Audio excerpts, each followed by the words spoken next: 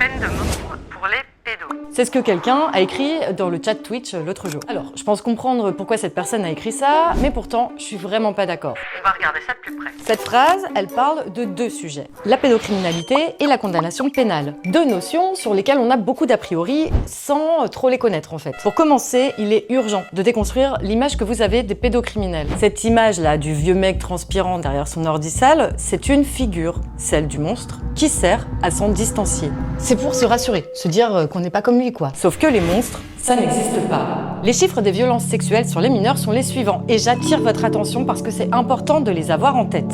Dans 80% des cas, l'agresseur est un membre de la famille. Donc quand on dit peine de mort pour les pédos, on parle en fait de quelqu'un qu'on connaît, qu'on côtoie, voire même que l'on aime. C'est d'ailleurs une raison pour laquelle il est très difficile pour les victimes de parler ou d'être écoutées. Bien que lutter contre la figure du vieux pervers qui chasse les mineurs sur internet soit effectivement spectaculaire, ça n'a en réalité quasiment aucune incidence sur les violences sexuelles sur les mineurs.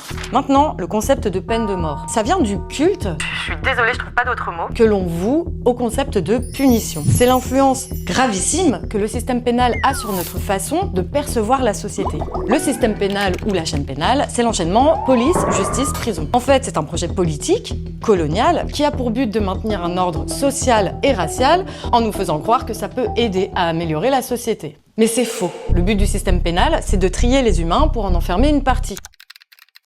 Il n'a pas vraiment d'incidence en fait sur les violences, agressions et autres crimes. Ceux-ci ont lieu parce que nous vivons dans une société de domination. Et donc, ces crimes sont permis par les dominants sur les minorisés et sont parfois commis par les minorisés en réponse à la violence des dominants. Si on ne change pas les systèmes de domination qui régissent notre société, on n'arrêtera jamais les agressions, viols, crimes, etc. Pour faire simple, si un pédocriminel agresse un enfant, c'est parce que dans notre société, le corps d'un enfant vaut moins que le corps d'un adulte. C'est la domination adulte ou l'adultisme. En fait, il nous semble normal de contrôler ou de restreindre et donc d'utiliser un corps qui vaut moins. Pour se distraire, se soulager, tester des trucs, exercer son autorité, etc.